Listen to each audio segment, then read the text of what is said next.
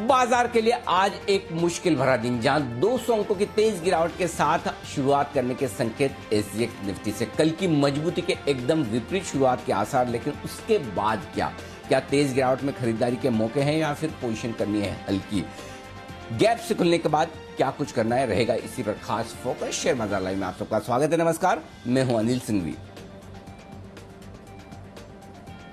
और नमस्कार, मैं हूं दीपांशु भंडारी। और 4 दिन की तेजी के बाद आज जो असर आ सकते हैं ग्लोबल मार्केट्स की वजह से, उस पर अनिल जी से चर्चा करेंगे और जानेंगे कि आज बाजार का फोकस किधर बना रहेगा कल की वीकली एक्सपायरी से पहले। तो बताएं सर, आज के लिए ट्रिगर्स आपको क्या दिख रहे हैं?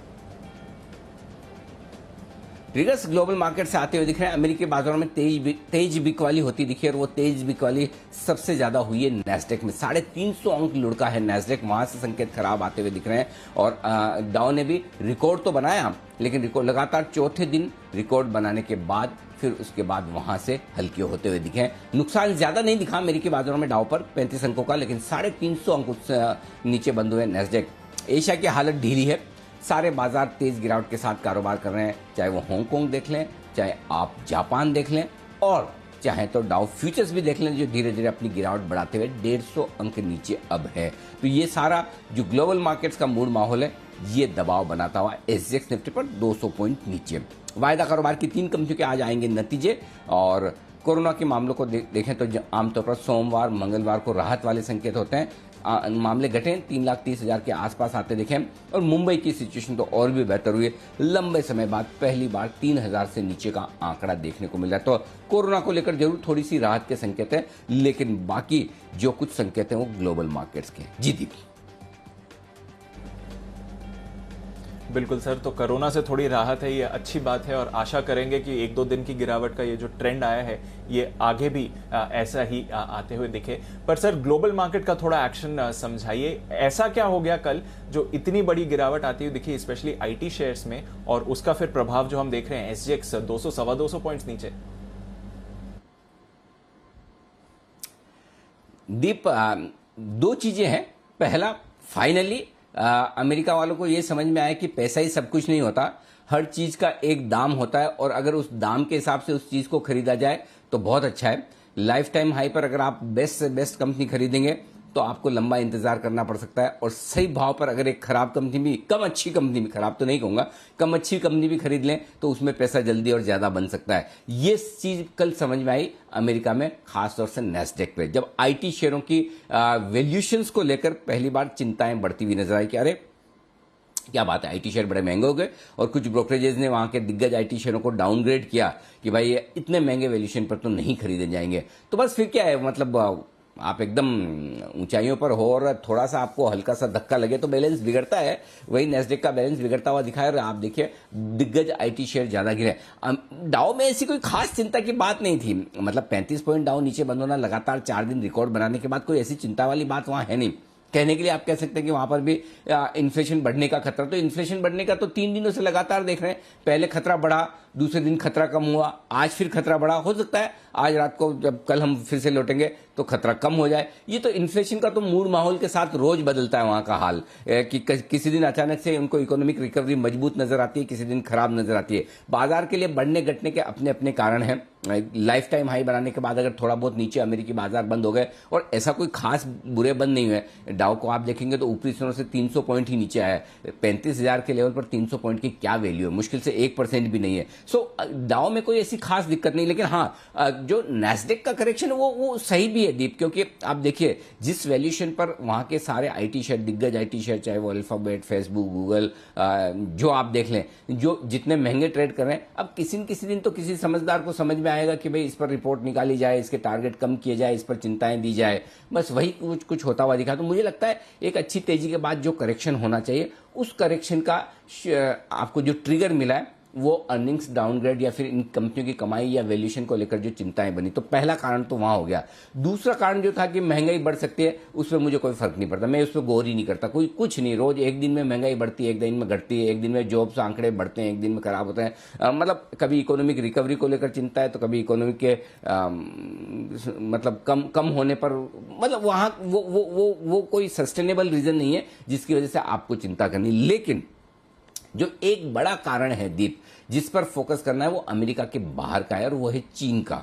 कल चीन में जो हुआ वो बेहद बेहद इंटरेस्टिंग है। वहां के कमोडिटी मार्केट में जिस तरह से उन्होंने मार्जिन्स बढ़ाए हैं, ट्रेडिंग लिमिट्स कर्व की है, चीन को साफ नजर आ रहा है कि मेटल्स में स्पेशली जिस तरह से लगातार तेजी होती दिख रही है। 10-10% आयरन और, अरे ये कोई मिड कैप स्टॉक है, स्मॉल कैप स्टॉक है कि आयरन और जैसी कमोडिटीज 10-10% बढ़ रही है एक एक दिन में।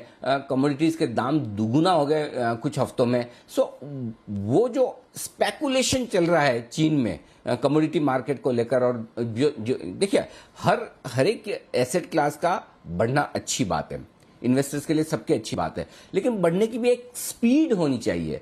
आप मतलब अनाप शनाप नहीं बढ़ सकते हैं, करेक्ट, और इतना फास्ट बढ़ना ये रीजनेबल नहीं है। सो वही वाली चीज हुई है कि अगर एक साथ 10-10% के ऊपरी सर्किट लग रहे हैं, तो फिर कल चाइना में जो वो डायलन करके जो इनका स्टॉक एक्सचेंज है, माफ कीजिएगा कमोडिटी एक्सचेंज है, उन्होंने कुछ नियम अपने कड़े किए हैं। आगे आने वाले कुछ महीनों की डिलीवरीज पर मार्जिन्स बढ़ाए हैं, ट्रेडिंग रेस्ट्रिक्शंस लगाएं, और उस वजह से थोड़े से मेटल स्टॉक्स को कम कंट्रोल करने की कोशिश चाइना वालों की। तो मुझे लगता है हमारे लिए वो एक बड़ा संकेत है हमारे मेटल स्टॉक्स के लिहाज से कि आज जो अच्छे खासे भागे हुए मेटल स्टॉक्स है उसमें करेक्शन आएगा। लेकिन करेक्शन आने में ऐसे कोई खास चिंता करने की, घबराने की जरूरत है नहीं। एक अच्छे रनअप के बाद किसी न किसी ऐसी, बाकी तो मेटल स्टॉक किसी से गिराए ना गिरे, आधा दिन का करेक्शन नहीं आता, तो अब करेक्शन के लिए आपको जो ट्रिगर चाहिए वो आपको कहीं बाहर के ही मिलेंगे, और आज वो ट्रिगर आपके लिए मेटल स्टॉक्स में। तो मेरे लिए ज्यादा चिंता का कारण आज का मेटल स्टॉक्स का मूवमेंट रहेगा चाइना की वजह से। देखते हैं वो 1-1.5 दिन का जो करेक्शन जनरली आप मेटल स्टॉक्स में देखते हैं उसकी शुरुआत आज हो सकती है, और वहां से आपको संकेत लेने। तो ये दोनों बड़े बड़े ट्रिगर हैं ग्लोबल मार्केट्स के, एक अमेरिका से, दूसरा चीन से। जी दीप। बिल्कुल, तो अमेरिका और चीन से ट्रिगर्स आ रहे हैं और आज इसकी वजह से बाजार पर भी दबाव आपको बनते हुए दिख सकता है। सर, इसी से रिलेटेड सवाल हमारी रेंज पर भी आ जाता है, क्योंकि कल थोड़ा कॉन्फिडेंस बढ़ रहा था कि शायद अब 15,000 के पार जाकर बाजार होल्ड करने की तैयारी में आते हुए दिखें, पर आज जो ये गैप डाउन आ रहा है इससे क्या समझे, क्योंकि एकदम ऊपरी स्तर पर ये गिरावट के संकेत आज के लिए आ रहे हैं, तो कैसे दिखें इस ट्रेंड को सर? कभी कभी मुझे लगता है ना, वो फंडामेंटल एनालिसिस से टेक्निकल एनालिसिस बहुत बढ़िया होता है दीप, और उसमें एक शब्द है वो बहुत बढ़िया है, उस शब्द के पीछे हम छुप जाते हैं, और मैं भी आज कोशिश करूंगा उस शब्द के पीछे छुपने की, और उस शब्द का नाम है फॉल्स ब्रेकआउट, है ना। कि मतलब ऐसा लगा तो था ब्रेकआउट हो रहा है, लेकिन वो फॉल्स हुआ। ऑनेस्टली मतलब गलती मानने में कोई हर्ज नहीं है। 14,894 के ऊपर की जो कल क्लोजिंग हुई दीप, वो ब्रेकआउट था, 100% था। अब कई बार इसीलिए लोग कहते हैं कि ब्रेकआउट को आप 3 दिन तक इंतजार करें, और उसके माने कि 3 दिन तक इस लेवल के ऊपर बंद हो जाए तो फिर वो काम पक्का हो गया। लेकिन आज का मार्केट ऐसा है, फर्ज करें ये ग्लोबल मार्केट खराब नहीं होता, तो 3 दिन में पता चला निफ्टी 15,200 हो गया, तो आप तो गए ना भाई 300 पॉइंट की तेजी से। सो आपको एक चांस लेना होता है। कल पूरे संकेत इस बात के थे कि इसमें कोई डाउट नहीं कि जो क्लोजिंग अब तक की मिली आपको 15 मार्च 16 मार्च के बाद की बेस्ट क्लोजिंग मिली है। अब आप उस पर भरोसा नहीं, अब ये देखिए ये मार्केट की खूबसूरती है और यही मार्केट की रिस्क भी। लग रहा था कि ट्रेडिंग रेंज से ब्रेकआउट मिल रहा है, जो क्लोजिंग मिली वो थी भी, लेकिन अनफॉर्चुनेटली इसे फॉल्स ब्रेकआउट का नाम देना पड़ेगा कि शायद 15,050 के पार ज्यादा सही होता, 15,030 के ऊपर की क्लोजिंग। लेकिन अब ये पीछे देखकर हम कह सकते हैं कि ऐसा होता तो वैसा होता, लेकिन कल जिस तरह की स्क्रीन थी, कल जिस तरह की क्लोजिंग थी, कल 3:30 पर जिस तरह का मार्केट बंद हुआ, वो तो इसमें कोई डाउट नहीं कि आपको बढ़िया तेजी के संकेत दे ही रहा था। अब इसीलिए दीप आपको याद हो 3-20 की स्ट्रेटेजी में हम एक ही चीज कहते हैं कि आप आउट ऑफ द मनी का पुट खरीदिए। ये आउट ऑफ द मनी का पुट है ना, आपका इंश्योरेंस है, वो इसी दिन काम आता है, रोज काम नहीं आता, इसी दिन काम आता है जब अनएक्सपेक्टेड आप नींद से उठे, देखा रे ये क्या 200 नीचे ऐसे क्या हो गया, फिर ढूंढे क्या रे डाउ को क्या हो गया, चाइना में क्या हो गया, हमारा एसजेएक्स 200 नीचे क्यों गिरा पड़ा है। सो ये आउट ऑफ द मनी के पुट से 1% तो आपको हमेशा मान के चलना होगा कि मार्केट कभी भी 1% ऊपर 1% नीचे आपके ट्रेड के विपरीत खुल सकता है, इसमें तो कोई बड़ी बात है नहीं, वो तो नॉर्मल है। उतनी रिस्क हमेशा ट्रेडर्स को ओवरनाइट लेके चलना ही पड़ता है, लेकिन उससे ज्यादा क्या, अगर उससे ज्यादा कभी एकदम गैप से ऊपर या नीचे खुल जाए, अगर आप लॉन्ग हैं और गैप से नीचे खुल जाए, शॉर्ट करके बैठे और गैप से बड़ा ऊपर खुल जाए। तो इसीलिए out of the money options आपको जब खरीद के जाते हैं तो आपको प्रीमियम कम मिलती है। नेक्स्ट डे सुबह सुबह आपको उसको स्वाहा कर दीजिए, खत्म कर दीजिए कि भाई अगर मेरा ये इंश्योरेंस था ओवरनाइट नहीं काम आया, कोई बात नहीं, थोड़ी सी प्रीमियम कम होगी, काम बन गया। सो ये चीज है। तो आई एम श्योर अगर कल जिन लोगों ने ऑप्शन खरीद कर डिसिप्लिन के तौर पर अगर आपने ट्रेड किया है तो आपकी हालत उतनी बुरी नहीं है। इनफैक्ट आपके उस पुट में पैसे बन जाएंगे। 14,800 का पुट लेने की हमने बात की थी, राइट, और 32,500 का पुट लेने की बात हमने बैंक निफ्टी में की थी। तो अगर आपने वो पुट लिया है तब तो आप रिस्क पे कम है, नहीं तो नेचुरली इसमें कोई डाउट नहीं कि कल बहुत मजबूत दिख रही थी। ट्रेडिंग रेंज के पार निकलने के लिए इससे बढ़िया दिन हो नहीं सकता था कि आज फिर से एक मजबूती हो जाती है। Unfortunately not. अब इसमें क्या है, अब चलो ये नहीं हुआ, वो तो नहीं हुआ, अब क्या दीप, एक चीज बहुत साफ दिख रही है, 14,200 14,400 ये रेंज बहुत एग्रेसिवली खरीदारी की रेंज निकल कर आ रही है। और ऊपर में 14,850 15,050 ये 200 पॉइंट की रेंज ऐसी है जहां पर कंटिन्यूस बिकवाली होती है। और इस रेंज के बीच बाजार बहुत फास्ट वोलेटाइल हो रहे हैं। आप देखिए रेंज के ऊपरी एंड से नीचे एंड पे आने में मतलब 500-600 पॉइंट के निफ्टी के मुंह में 5-6 ट्रेडिंग सेशन से ज्यादा नहीं लगता है, वापस ऊपर आने में 5-6 ट्रेडिंग सेशन से ज्यादा नहीं लगता है। तो रेंज में बहुत एग्रेसिव ट्रेड होता दिख रहा है, ये आप साफ देख सकते हैं। तो ठीक है, रेंज में है, अगर नीचे की तरफ फिर आए 14,400 से खरीदने का मूड बनाएंगे, 14,800 850 के ऊपर से बेचने का मूड बनाएंगे। देखते हैं, अब ऊपर पार नहीं किया, उम्मीद ये रखेंगे नीचे भी नहीं गिरेंगे, बस सिंपल। ठीक है सर, तो उम्मीद यही रखते हैं और देखते हैं कि क्या होता है आज के मूवमेंट के बाद। पर सर सवाल यही बन रहा है, क्योंकि आपने मेटल्स पर भी भरोसा जताया कि आज गिरावट आ सकती है, 1-1.5 दिनों का करेक्शन हो सकता है, और बाजार के लिए भी यही सवाल है सर कि अगर गिरावट आती है, बड़ा गैप डाउन दिखता है, तो क्या फिर फ्रेश एंट्री का मौका है या उनके लिए मौका है जो वेट कर रहे थे कि थोड़ा करेक्शन है, क्या ये वही मौका है? दीप, ये बहुत अच्छा सवाल है और स्पेशली इस सवाल का जवाब मैं मेटल शेयरों के पर्सपेक्टिव में देना चाहूंगा। देखिए, मेटल में जिस तरह के रेस्ट्रिक्शन चाइना ने लगाए, क्यों लगाए, वो समझना जरूरी है। कि चाइना को लग रहा है कि मेटल्स में जो तेजी बन रही है वो अनाप शनाप बहुत ज्यादा बहुत जल्दी बन रही है। इसका मतलब ये कि क्या मेटल्स की तेजी खत्म हो गई है? इसका जवाब है ना। क्या इसका मतलब ये कि मेटल्स की डिमांड खत्म हो गई है? इसका जवाब है ना। इसका मतलब ये कि क्या मेटल की कंपनियों की जो कमाई थी वो खत्म हो गई है? इसका जवाब है ना। लेकिन क्या मेटल कंपनियों के शेयरों में जो अनाप शनाप तेजी हो रही थी वो खत्म हो गई या वो रुक गई है? इसका जवाब है हाँ। ठीक है ना। तो आप बढ़िए, धीमे धीमे बढ़िए। अब लेकिन प्रॉब्लम ये थी कि अब पिछले 2 हफ्तों से अगर आप मेटल्स का ट्रेड देखें, शुगर का ट्रेड देखें, ट्रेड क्लियर कट है। अगर आपने सोचने में वक्त लगा दिया तो पता चला कि स्टॉक 5%, 7%, 10%, मैं बोल रहा हूं ना, कॉल देने के पहले अगर ज्यादा घूर कर स्टॉक को ट्रेडिंग स्क्रीन पर देख लें तो 4-5% बढ़ जाए, वैसा तो मार्केट था।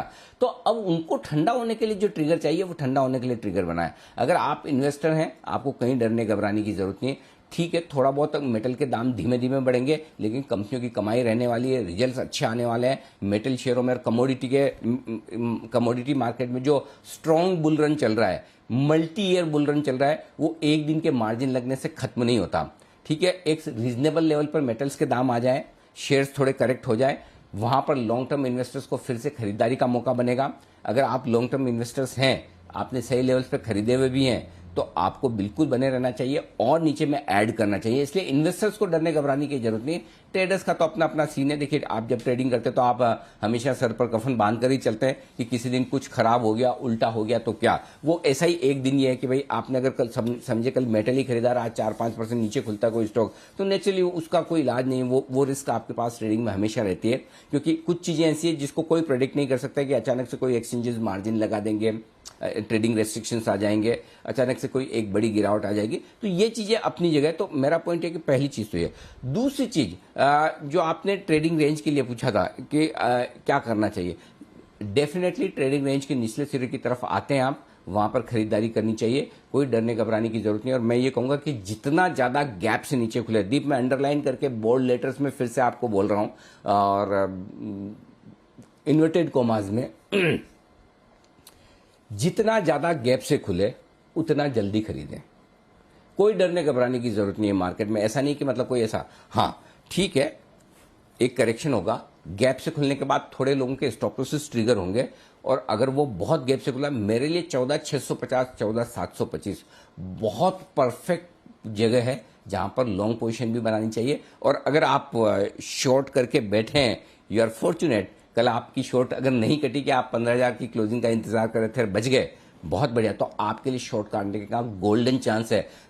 ये जो आज भाव नीचे खुल रहे हैं वो आपकी स्किल से नहीं खुल रहे हैं, वो ऊपर वाले की मेहरबानी से, किस्मत से खुल रहे हैं कि एक से एकदम गैप डाउन ओपनिंग मिली है। तो आप बड़े गैप डाउन ओपनिंग पर आपको शॉर्ट काटनी है, लॉन्ग पोजीशन बनानी है। 14,650 14,725 अच्छी रेंज है आज के लिए जो होल्ड होनी चाहिए, ऐसा मेरा मानना है। हाँ, अगर वो टूटती है तो फिर 14,400 के आसपास का रास्ता खुलता है। तो 14,650 जब तक होल्ड कर रहे हैं तब तक ठीक है, 14,650 तोड़ेंगे तो फिर हम 14,400 की तरफ बढ़ सकते हैं, फिर 200-250 पॉइंट की जगह खुलती है, देखेंगे। आज का आज तो नहीं होने वाला है, ऐसा लगता है। तो ये है दीप, आई होप कि मैंने आपके सवाल का जवाब दिया। शायद मैंने स्टार्टिंग कहीं और से कर दी तो हो सकता है मैं मिस कर गया हूँ। नहीं सर, बिल्कुल क्लियर संकेत दे दिए हैं कि डेफिनेटली गैप डाउन होगा, पर वहां पर खरीदारी का मौका ढूंढना है। 600-650 के पास अच्छा सपोर्ट है बाजार के लिए, जहां पर आपको नजर रखनी है। तो चलिए सर, नजर रखते हैं, आज के लेवल्स थोड़ा समझ लेते हैं, साथ ही आज मॉर्निंग के संकेत क्या कह रहे हैं। ग्लोबल तो हम देख ही रहे हैं, मूड माहौल कैसा है, पर बाकी संकेतों पर क्या क्यूज निकल कर आ रहे हैं। ग्लोबल नेगेटिव है, एफआईज के संकेत भी कैश मार्केट में खरीदारी का आंकड़ा आने के बावजूद नेगेटिव है। दीप, थोड़ा विस्तार से देखेंगे। घरेलू फंड्स के संकेत न्यूट्रल रखे, मैंने नेगेटिव से न्यूट्रल साइड पर हैं। वायदा कारोबार के संकेत न्यूट्रल है। सेंटिमेंट पॉजिटिव होते होते न्यूट्रल हो गया, और ट्रेंड पॉजिटिव होते होते न्यूट्रल हो गया। तो पॉजिटिव एक भी नहीं है, 2 नेगेटिव 4 न्यूट्रल। 14,775 14,825 मेरा ये समझना इस रेंज में कहीं खुलने चाहिए दीप। हम शायद इससे नीचे ना खुले, अगर इससे नीचे खुले तो मुझे थोड़ा सरप्राइज होगा, देखते कहाँ खुल पाते हैं। लेकिन उसके बाद जो स्ट्रॉन्ग सपोर्ट जोन मेरे लिए है वो 14,650 14,725। मुझे चिंता तनाव तब होगी अगर 14,650 तोड़कर निफ्टी नीचे ट्रेड करना शुरू करे तो, अगर नहीं तब तक बहुत ज़्यादा डरने घबराने की जरूरत नहीं, फिर आप एक रिकवरी की उम्मीद कर सकते हैं। वहाँ से ऊपर 14,875 14,950 ये आपके लिए रेंज होगी, और 15,000 15,050 स्ट्रॉन्ग सेल जोन आपके लिए बन जाएगा, जहां तो अब फा भी है, तो कल के फॉल्स ब्रेकआउट के बाद अब वहां तो पहुंचने की संभावनाएं कमी है। तो 14,875 14,950 इस रेंज में भी वापस अगर घूम फिर के आ जाए ऊपर, तो वो भी एक अच्छी जगह होगी जहां आप प्रॉफिट बुक कर सकते हैं। अब आइए बैंक निफ्टी। 32,575 32,775 वैसे बहुत मजबूत सपोर्ट है। एक्चुअली देखा जाए दीप तो कायदे से इसको टूटना नहीं चाहिए, आज ये रहना चाहिए, होल्ड होना चाहिए। लेकिन यू नेवर नो, मार्केट है, हम जो सोचे वैसे ही हो ऐसा तो संभव है ही नहीं। तो फिर ऐसे में नीचे जो एक और लेवल निकल कर आ रहा है जहां तो पक्का खरीदने का मन करता है वो है 32,200 32,275। इस रेंज में आए, छोड़ना मत, ले ही लेना है और शॉर्ट भी काटना है। ऊपर 33,150 33,275 2 दिनों से हाई इसी रेंज में बन रहा है, यही क्लोज हो रहा है, यहां पार करना मुश्किल है। उसके ऊपर की रेंज का कोई मतलब है नहीं, फिर भी 33,450 33,725 बहुत स्ट्रॉन्ग सेल जोन ऊपर की तरफ बनकर आएगा। ये आपके लिए बड़े जोन हो गए दीप।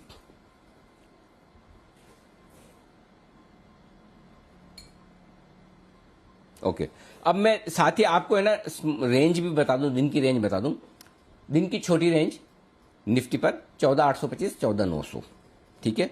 उसके बाद मैंने सीधी 100 पॉइंट नीचे की रखी, 14,725 14,950। बीच में एक 14,775 के आसपास एक छोटा लेवल आता है, but I am not sure. मुझे जो ढंग के लेवल दिख रहे हैं वो 3 ही दिख रहे हैं, 14,825 14,725 और 14,650। ये नीचे के 3 लेवल, ऊपर 14,900 950 15,000, ये 3 लेवल हो गए। इसके हिसाब से आपको दिन की रेंज बनानी। अब आइए बैंक निफ्टी। बैंक निफ्टी 32,725 33,150 ये दिन की हो गई आपकी पहले छोटी वाली रेंज। 32,500 33,275 दिन की मीडियम रेंज, और 32,275 से 33,450 दिन की बड़ी रेंज। इस पर आपको रखना है फोकस।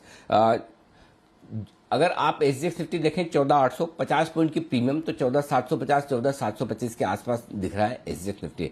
मेरा ये समझना जितना खराब SGX निफ्टी दिख रहा है उतना खराब शायद हम नहीं खुलेंगे। उसके बाद गिरेंगे नहीं गिरेंगे ये कहना मुश्किल है, लेकिन उतना खराब नहीं खुलेंगे ये लग रहा है। तो खुलने के लिए जो रेंज दिख रही है वो प्रीमियम हटाकर भी देखें तो बेहतर है। प्रीमियम के साथ देखोगे तो आप 14,725 14,750 में खुलेंगे, लेकिन लग रहा है 14,775 825 की रेंज में खुल सकते हैं अभी की हालात को देखकर। बाकी तो देखते हैं डाउ फ्यूचर्स वगैरह में क्या कुछ सीन दिखता है। नैस्डैक फ्यूचर तो फिर से 1% नीचे हो गए। तो ये सारे आपके लिए रेंज हो गए। अब आइए एफआईज की इंडेक्स में लॉन्ग पोजीशन अभी भी 51% के आसपास है, तो एफआईज ने कोई खास पोजीशन बढ़ाई नहीं है, तो अभी भी एफआईज बहुत ज्यादा बेचेंगे इसकी संभावना कम है, पहली बात। पुट कॉल रेशियो अनचेंज है 1.33। विक्स 3% घट कर आया, जिसका आज कोई मायना नहीं है। अगर आपकी तेजी की पोजीशन है निफ्टी में तो आपको मैं स्टॉप लॉस दे रहा हूं दूर का, जो कल का था वही आज का है 14,700 इंट्राडे वीक क्लोजिंग बेसिस पर, क्योंकि अब आप इतना गैप से खुल रहे तो फिर करेंगे क्या।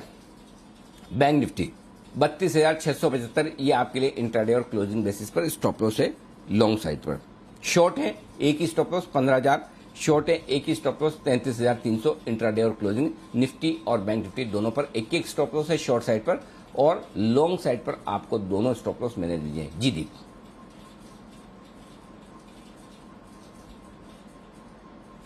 ओके, चलिए तो ये हो गई आपके लिए रेंज। अब आइए मैं बता दूं आपको नई पोजीशन कैसे बनानी है। नई पोजीशन के लिए आपको निफ्टी बेचना है, और निफ्टी बेचना है 15,000 के स्टॉप लॉस के साथ। टारगेट आपका पहला बनेगा 14,825, 14,775, 14,725, 675 और 635। ये सारे टारगेट एक बार आपकी स्क्रीन पर है, नोट कर लीजिए निफ्टी के ये सारे लेवल। अब आइए निफ्टी खरीदने के लिए आज से 14,635, 14,725 ये परफेक्ट रेंज है जहां पर मुझे निफ्टी खरीदने में मजा आएगा। इस रेंज में आएगा तो खरीदना चाहिए। स्टॉप लॉस 14,600 का लगाएंगे, 14,775, 825, 890 और 940 ये सारे लेवल हैं जिसके लिए निफ्टी में आपको वहां खरीदारी करनी है। जो लोग बेचना चाहते हैं वो बैंक निफ्टी बेचिए 33,300, कल और परसों दोनों का हाई वही है, वहां पर स्टॉप लॉस लगाइए, बेच दीजिए। 32,900 शायद यहां पर हम खुलने चाहिए, कहीं कि मुझे ऐसा लगता है 32,800 32,900 की रेंज में बैंक निफ्टी खुलता हुआ दिखे। तो नीचे के टारगेट 32,800 32,900, उसके बाद 32,600 32,500 32,300 और 32,200 ये सारे टारगेट है जिसके लिए बैंक निफ्टी में आपको करनी है बिकवाली। और जो लोग खरीदना चाहते हैं मैं बहुत दूर का लेवल दे रहा हूं 32,200 300, क्योंकि बैंक निफ्टी में वैसे 32,600 800 की रेंज में भी खरीदने का मौका बनता है, लेकिन देखेंगे वहां सेटल होता है या नहीं होता है, क्योंकि बैंक निफ्टी जनरली बढ़ने और गिरने दोनों में आगे रहता है, तो इसलिए थोड़ा डर लगता है। 32,600 32,800 की रेंज में भी मौका बनता है एग्रेसिव ट्रेडर्स के लिए, लेकिन फिलहाल मैं एग्रेसिव ट्रेडर्स की बात आज खरीदने के लिए कर नहीं रहा। तो इसलिए जो रेंज है सही 32,200 से 32,300 की है, और 32,000 का लगाना है स्टॉप लॉस। 32,575, 32,675, 775, 900 और 975 ये सारे टारगेट हैं जिसके लिए करनी है आपको खरीदारी बैंक निफ्टी पर। तो ये हो गया आपके दो। बहुत एग्रेसिव ट्रेडर हैं तो मूड माहौल को देखकर 32,600 32,800 की रेंज में सोचें खरीदने के बारे में, नहीं तो अपने तो जो लेवल है उसी पर फोकस करो। ज्यादा फालतू में मतलब एग्रेसिव होने की जरूरत नहीं है।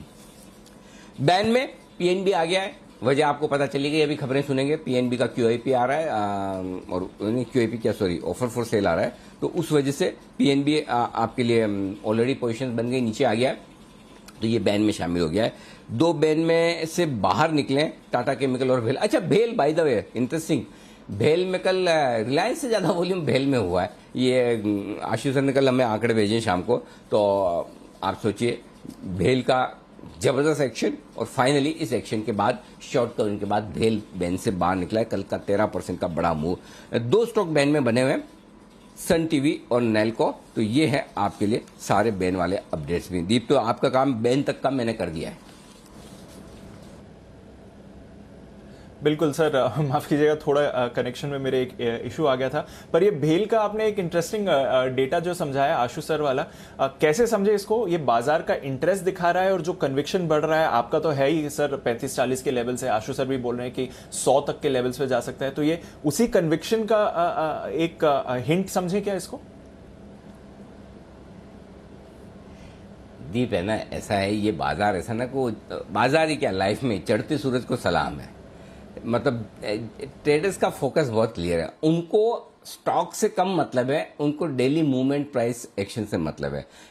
भाई कोई स्टॉक बहुत बढ़िया है लेकिन वो हिलता ही नहीं है, वॉल्यूम होता ही नहीं है, एक्टिव नहीं है, तो वहां ट्रेडर्स जाके करेगा क्या?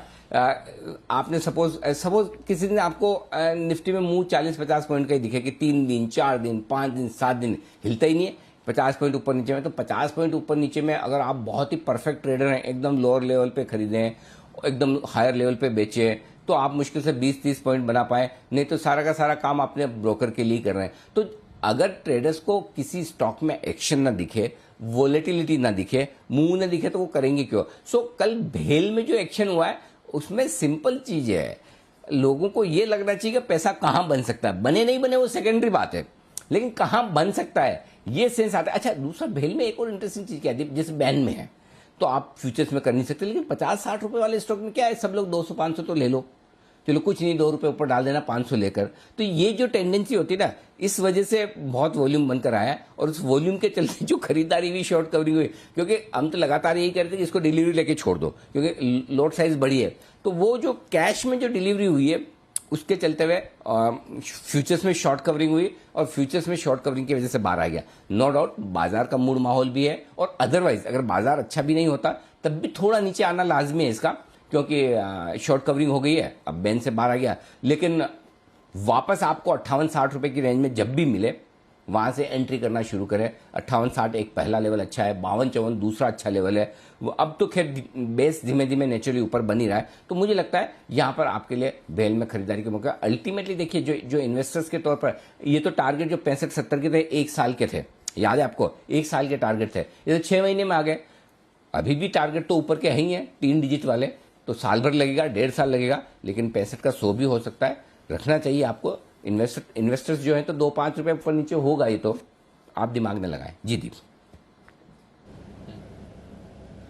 बिल्कुल सर, और इसमें मैं एक और बात बता दूं, खैर इसके नतीजों की अभी तक डेट आई नहीं है, पर इस बार कैपिटल गुड स्पेस के सबसे बढ़िया नतीजे बीएचईएल के ही आने वाले। एलएनटी के फ्राइडे को आ रहे हैं, एलएनटी के नतीजे ठीक रहेंगे सर, बट पूरे के पूरे कैपिटल गुड स्पेस की अगर बात करें तो सबसे दमदार नतीजे अगर एक कंपनी के आएंगे तो वो बीएचईएल के आएंगे, तो वहां पर भी हमारी नजर बनी हुई है।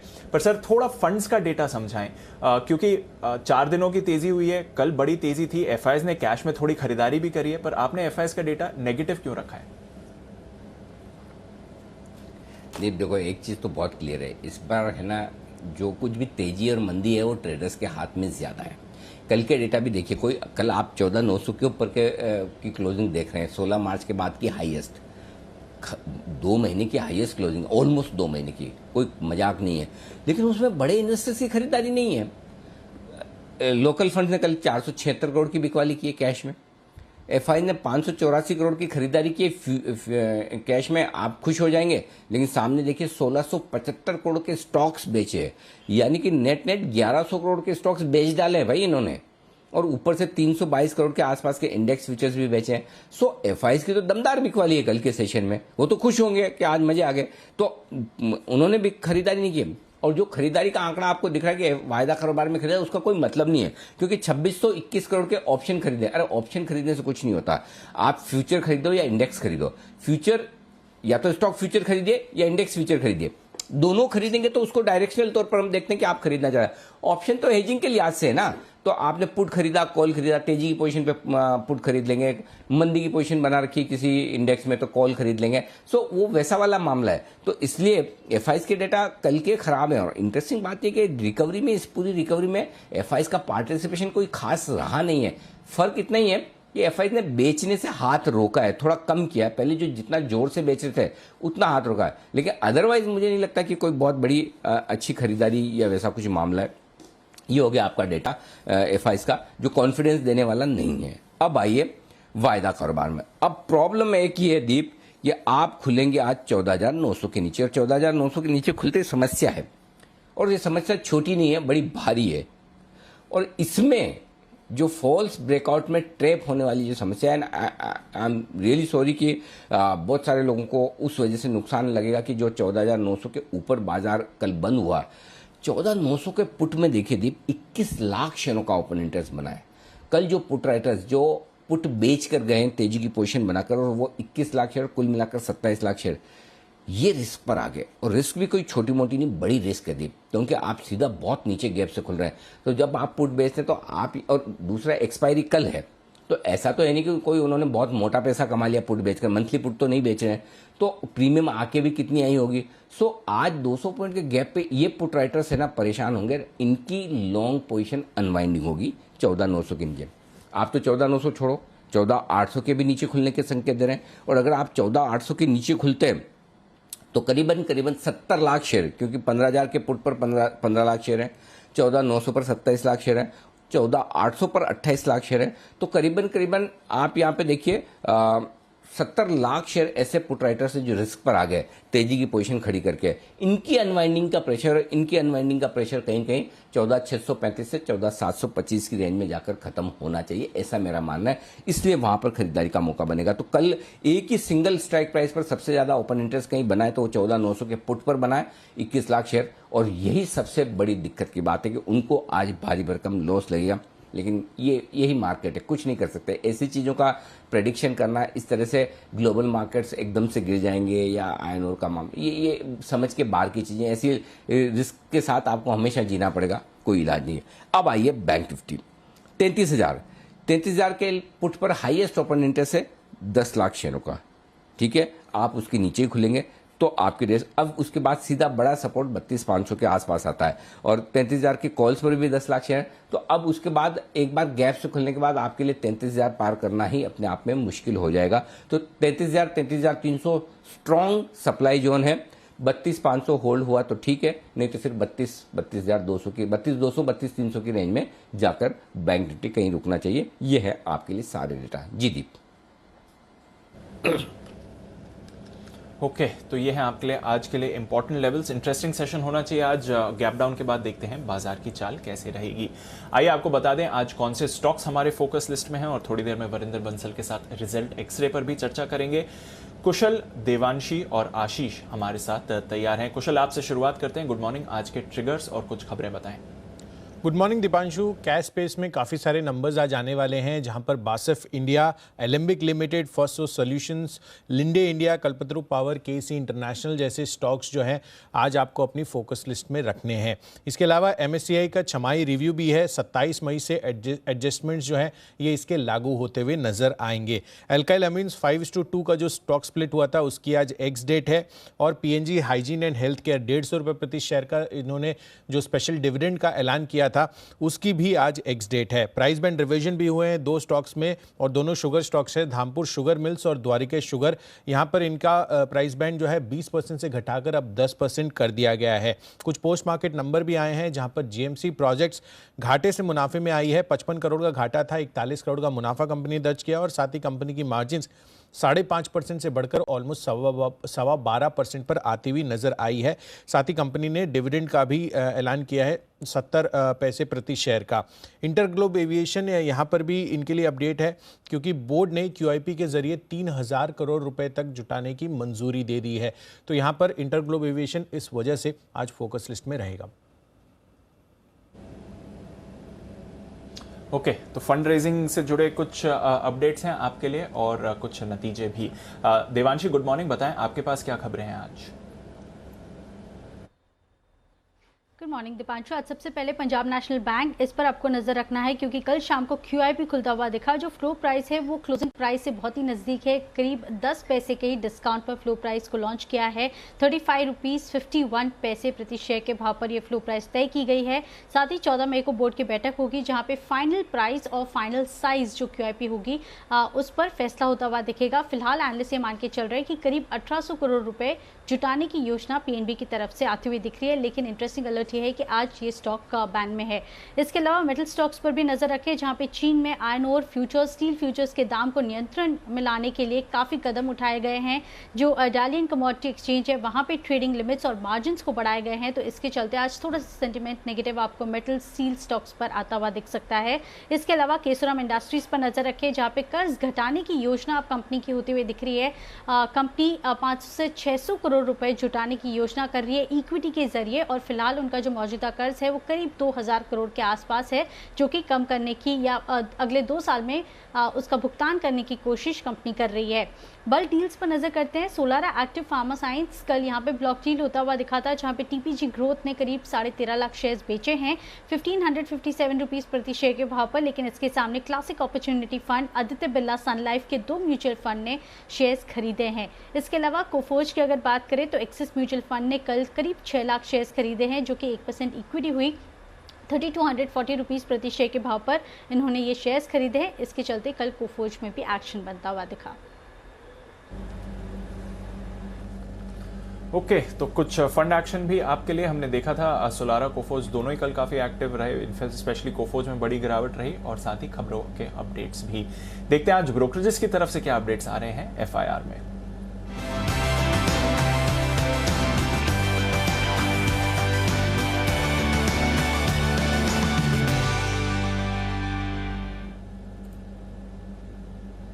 गुड मॉर्निंग आशीष, क्या कह रही हैं आज की रिपोर्ट्स?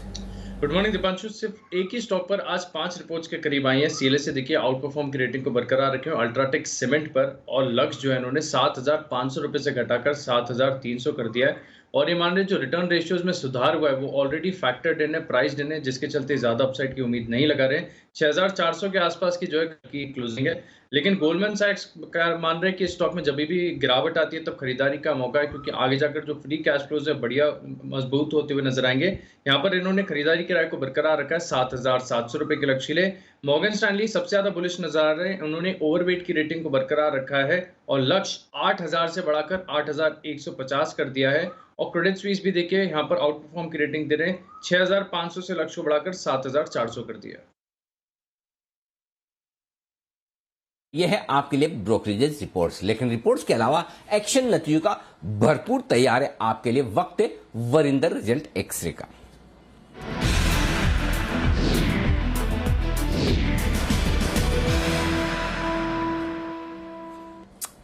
और हमेशा की तरह स्टैंड आउट रिजल्ट्स, यानी कि रिजल्ट्स बहुत ही दमदार, वैल्यूएशंस भी आकर्षक और कंपनियां मजबूत। तो उस लिस्ट से करते हैं शुरुआत। Varinder, good morning.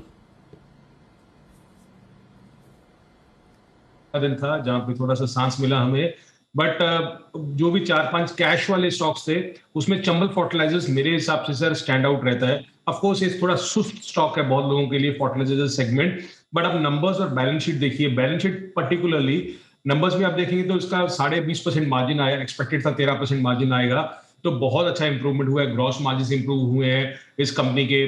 100 करोड़ का पैड एक्सपेक्टेड था सर लोगों का, उसके सामने अराउंड 200 करोड़ प्रॉफिट आया, तो सब कुछ अच्छा हुआ है। इंपॉर्टेंटली सर मैं क्यों इस कंपनी के बारे में बोल रहा हूँ, ये सर सिर्फ 6 टाइम्स FY22 EPS पे ट्रेड करता है, सो महंगा स्टॉक बिल्कुल भी नहीं है। इसके नंबर सर अगर आप कोरोमंडल से भी कंपेयर करेंगे, so honestly you can compare the numbers of Chambal are almost in line with what Coromandel does, but valuation difference बहुत ज्यादा है इन दोनों में। बैलेंस शीट की बात करें सर तो FY21 में जो कैश फ्लो फ्रॉम ऑपरेशन हुआ है इस कंपनी का 800 करोड़ से 7000 करोड़ हो गया सर, और बोरोइंग 9,500 करोड़ से कम हो गए 3000 करोड़ हो गई है। इंपॉर्टेंट क्या हो रहा है सर, फर्टिलाइजर सेगमेंट में जो भी आउटस्टैंडिंग सब्सिडी थी वो ऑलमोस्ट वर्चुअली निल हो गई है। I think I will really give big remarks to the government in terms of what they are doing for this sector. Outstanding subsidy sir इस company की कुछ 5800 करोड़ 5800 करोड़ थी दिसंबर 31 दिसंबर 2020 तक। आई थिंक जनवरी में उन्होंने बोला था कि हमें उनको 3200 करोड़ मिल गया है। आज कॉन कॉल है 2 बजे, सो लेट्स सी कि उस तरीके से व्हाट आर देयर टॉक्स की उसमें फर्दर क्या हुआ क्या नहीं हुआ। तो ये कंपनी है सर। दूसरा कंपनी आई विल नॉट से स्टैंड आउट, बट फिर भी अच्छा रिजल्ट आया और वैल्यूएशन फिर भी ठीक है, वो है HSIL, हिंदुस्तान सैनिटरी वेयर। इसके नंबर्स अच्छे थे सर, EBITDA 100 करोड़ का आया, क्वार्टर फ्लैट थे, बट वाई ऑन वाई आप देखेंगे ऑलमोस्ट डबल हो चुका है। मार्जिन 15.5% आए compare to 12% Y on Y. Profit 44 crore compare to 3.5 crore Y on Y. Even quarter बढ़ा 36 करोड़ से 36 करोड़ से 44 करोड़ हुआ। अगेन वैल्यूएशन वाइज सर ये 12-13 टाइम पे ट्रेड करता है TTM EPS पे, तो उतना महंगा स्टॉक नहीं है। ओके, तो ये है आपके लिए दमदार रिजल्ट चंबल फर्टिलाइजर। और आप जो कह रहे थे कि बैलेंस शीट में जाकर देखें चंबल फर्टिलाइजर में, तो वरिंदर वही तो बात है ना, इसीलिए तो आपकी जरूरत है। नतीजे तो सभी पढ़ लेते हैं, अंदर जाके देखे कौन, घुसे कौन, मेहनत कौन करे इतनी, और उसके लिए आपकी जरूरत पड़ती है कि सिर्फ नतीजों को ऊपर से ना देखें, नतीजों के बाद अंदर भी जाकर देखें कि उसका क्या असर पूरे कंपनी पर, कंपनी के कारोबार पर, बैलेंस शीट पर पड़ रहा है। तो चंबल सिर्फ रिजल्ट ऊपर ऊपर देखेंगे तो वो नहीं दिखेगा जो अंदर बैलेंस शीट में इंप्रूवमेंट होता हुआ दिख रहा है। इसके साथ ही HSIL, ये भी दमदार नतीजे। अब जो नतीजे वैसे तो कम ही आए, ज्यादा है नहीं, और FNO वाले तो कोई रहे नहीं, तो जो कुछ नतीजे कमजोर हैं या फिर नतीजे ठीक भी है लेकिन शेयर महंगे हैं, तो इनके बारे में बताएं आप। Sir, Intellect Design Arena, honestly this stock has been on radar of a lot of institutional investors. अच्छा कंपनी है, सब कुछ बढ़िया है, महंगा स्टॉक है, 35 टाइम ट्रेड करता है भाई 22 EPS के। नंबर्स ठीक थे, कोई खास तोड़फोड़ नंबर्स नहीं थे सर। एबिटा 100 करोड़ का आया, एक्सपेक्टेशन थी 100 करोड़ आएगा, मार्जिन 25% आया, एक्सपेक्टेशन था 25.5% आएंगे, सो तोड़फोड़ नहीं है। Oriental Aromatics sir, again people are very gung ho on the chemical space, but इसके कुछ नंबर ज्यादा अच्छे नहीं आए हैं सर। क्वार्टर देखें तो इसका एबिटा 40% गिर चुका है, मार्जिन 15% है वर्सेस 28% क्वार्टर। तो नंबर्स मेरे हिसाब से बहुत खराब थे सर। सस्ता स्टॉक नहीं है, 28-30 टाइम पे TTM EPS पे ट्रेड करता है, 28-29 टाइम पे करता है। और एक वार्निंग सर, दो कंपनीज, एक तो Daiichi Karkaria, again I hear a lot of people talking about this company, last 5 quarter से इसने लॉस किया है, सो थोड़ा सा और पढ़ लीजिए इसके बारे में। और एक HFCL sir, I know we don't talk about the stock, आपको नंबर बहुत अच्छे देखेंगे ऊपर से, पर बैलेंस शीट में जाएंगे तो उसके रिसीवेबल्स बहुत ज्यादा बढ़ रहे हैं, तो उसका थोड़ा ध्यान दीजिए। ये है आपके दो रिजल्ट्स, इंटेलेक्ट डिजाइनर। कुछ और कुछ बचे हैं या मतलब इतने ही आज रिजल्ट कमी है? कल तो फिर से एक्शन पूरा रहेगा वरिंदर? यस सर जी, कल से पूरा एक्शन रहेगा। कल तो आज गोदरेज, सीमेंस, आरती, लिंडे, ग्रैन्यूल्स, न्यूलैंड, बहुत सारे नंबर्स हैं। और उसके बाद गुरुवार को छुट्टी है, शुक्रवार को आप भारी भरकम रिजल्ट की लिस्ट के साथ आएंगे। बहुत बहुत धन्यवाद ये बेहतरीन एनालिसिस देने के लिए। बिल्कुल। आइए अब हमारे मेहमानों को करते हैं कार्यक्रम में शामिल, और एक खास बेहद खास मेहमान कार्यक्रम में शामिल हो रहे हैं। तो सबसे पहले उनसे मुलाकात की जाए, लंबे समय बाद उन्हें स्क्रीन पर देखकर बहुत अच्छा लग रहा है। जी हाँ, कुणाल सरावगी साहब हमारे साथ आज कार्यक्रम में फिर से हो चुके हैं शामिल। कुणाल जी, स्वागत है। और आपके ये आपके चेहरे की मुस्कुराहट और चमक देके हमारी जान में जान आई है। तो कुणाल जी काफी समय तक स्वास्थ्य लाभ करने के बाद आज हमारे साथ फिर से आ गए, बहुत बहुत स्वागत है। एकदम फिट एंड फाइन?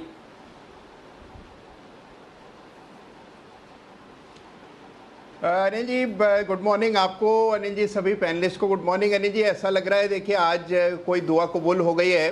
अनिल जी बहुत ही संघर्षमय रहा ये पिछला समय, चुनौतीपूर्ण रहा, और आप जानते हैं इस बारे में कि अनिल जी मेरी स्वास्थ्य बिगड़ गया, उसके बाद अस्पताल की यात्रा भी करनी पड़ी।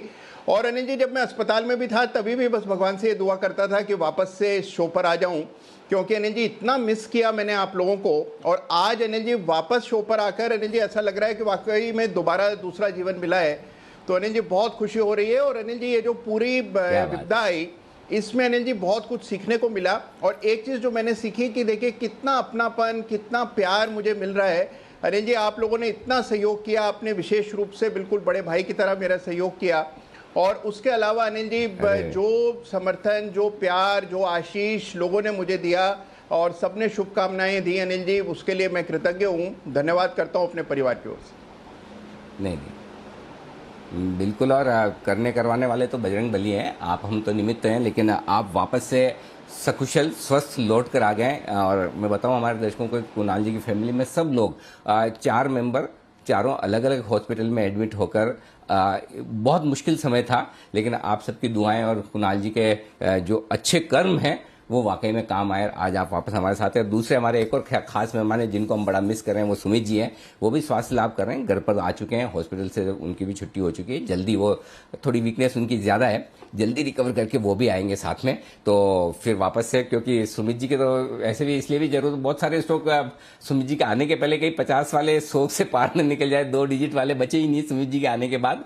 तो पता चला सुमित जी को सारे शेयर 3 डिजिट वालों को 4 डिजिट में पहुंचाना पड़ रहा है। लेकिन चलिए, बहुत बहुत स्वागत है आपका। कुणाल जी, आपको देखकर बहुत अच्छा लग रहा है, हम सबकी तरफ से आपको बहुत बहुत शुभकामनाएं।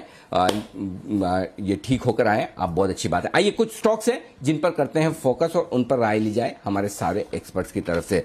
सबसे पहले कुणाल जी, चूंकि अब आप आए तो आप पीएनबी पर राय दीजिए। स्टॉक कमजोर है और आज पिछले 2-3 दिनों से बाजार की मजबूती के बावजूद जो कमजोर हो रहा था उसकी वजह भी समझ में आ गई कि QIP का ऐलान हुआ है।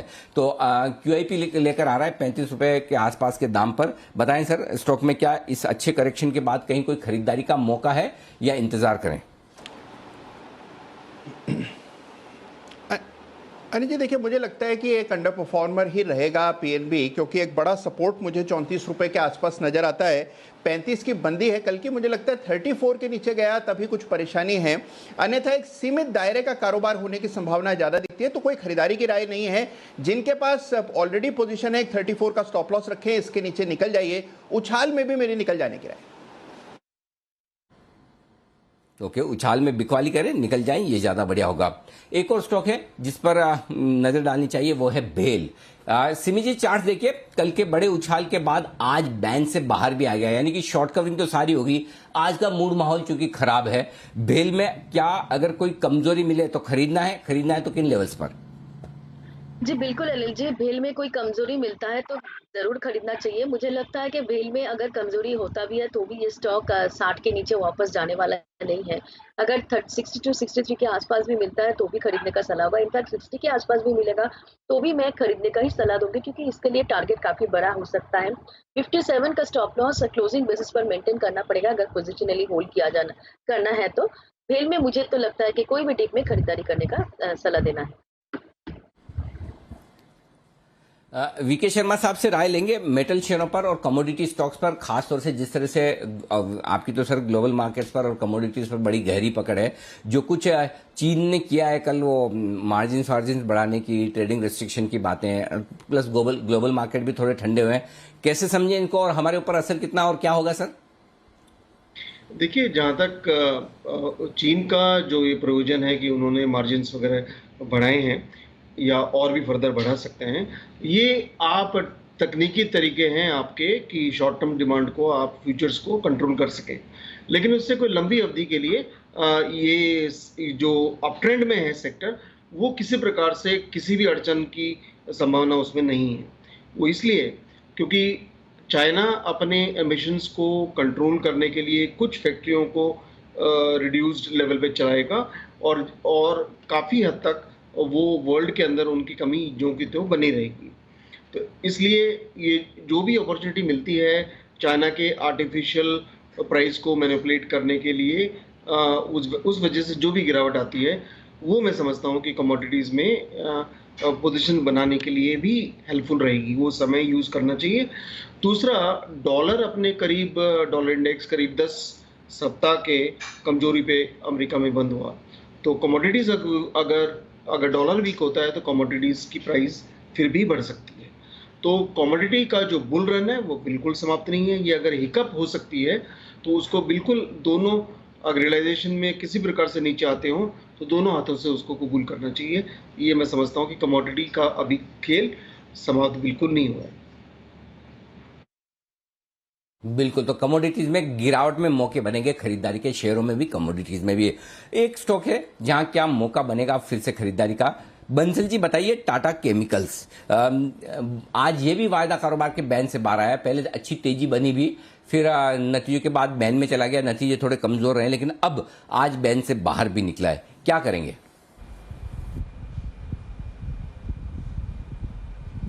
देखिए अनिल जी, ऊपर से सेल ऑफ हुआ है और यहाँ तेजी बनेगी जब ये स्टॉक 691 के लेवल्स के ऊपर निकलेगा, 691 के ऊपर निकलेगा। एज ऑफ नाउ यहाँ पर एक शॉर्ट टर्म सपोर्ट बना हुआ है 677, 676 पे सपोर्ट बना हुआ है, तो लेवल्स पे नजर रखनी चाहिए। अगर 676 के लेवल्स नीचे में टूटेंगे तो तब इसमें करेक्शन जो है दोबारा से गहराएगी और स्टॉक दोबारा से 670 तक जाने का पोटेंशियल रखता है। 691, 692 के लेवल्स टूटेंगे तब यहाँ एक मोमेंटम देखने को मिलेगा। ओके, 690 के ऊपर निकलने के बाद करें खरीदारी। और आज थोड़ा मूड माहौल नीचे तो हो सकता है, थोड़ा नीचे और मिले, लेकिन बैन से बाहर आया है। देखते हैं क्या कुछ होता है। वागले साहब, आज जो नतीजे आने वाले हैं उस पर भी फोकस कर लिया जाए, और आपका फेवरेट ग्रेन्यूल्स भी आज नतीजे देने वाला है। अगर आज कमजोरी के साथ खुले मार्केट के मूड के साथ, तो कहां खरीदना है? Anil ji good morning, Deepanshu good morning, और मेरे हमारे मित्र कुणाल जी को गुड मॉर्निंग। उनको देख के काफी अच्छा लग रहा है, थिंग्स नॉर्मल हो रहे हैं ऐसा लग रहा है। ग्रैन्यूल्स मैं कहूँगा 340, 335 ये रेंज है, इसके नीचे जाना नहीं चाहिए, वहां से बाउंस बैक होना चाहिए। अभी आज इतना अगर एचजीएक्स डाउन है तो 340 के आसपास, 340 342 के आसपास अगर आता है तो वहां पर खरीदना है 333 334 के स्टॉप लॉस से। और मुझे लगता है पोजिशनली इसमें वापस 360 365 के लेवल्स आने चाहिए कुछ दिनों में या कुछ हफ्तों में। ओके, तो यह है आपके लिए ग्रैन्यूल्स। अगर गैप डाउन मिलता है तो डेफिनेटली खरीदारी का मौका बन सकता है आपके लिए। नजर रखेंगे इस काउंटर पर। नजर रखते हैं नतीजों पर जो स्टॉक्स आज रिएक्ट भी करेंगे। जेएमसी प्रोजेक्ट्स, जरा इस पर कुणाल जी अपनी राय दें। घाटे से मुनाफे में आई है कंपनी, चार्ट्स क्या कह रही हैं सर?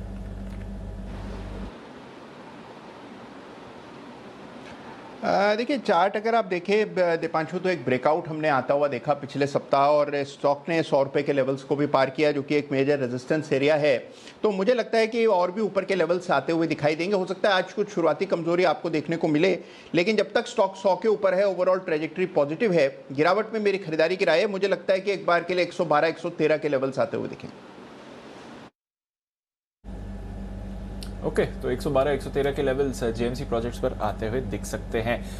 किरण जी आप बताएं सर, आज कुछ वायदा कारोबार की कंपनीज के नंबर्स आएंगे। आरती इंडस्ट्रीज के चार्ट देखकर बताएं सर कुछ राय। पिछले कुछ दिनों से ऑफकोर्स इस पूरे स्पेस में एक गिरावट आई है जब से एसआरएफ के नतीजे आए हैं। आरती के चार्ट्स क्या कह रहे हैं सर?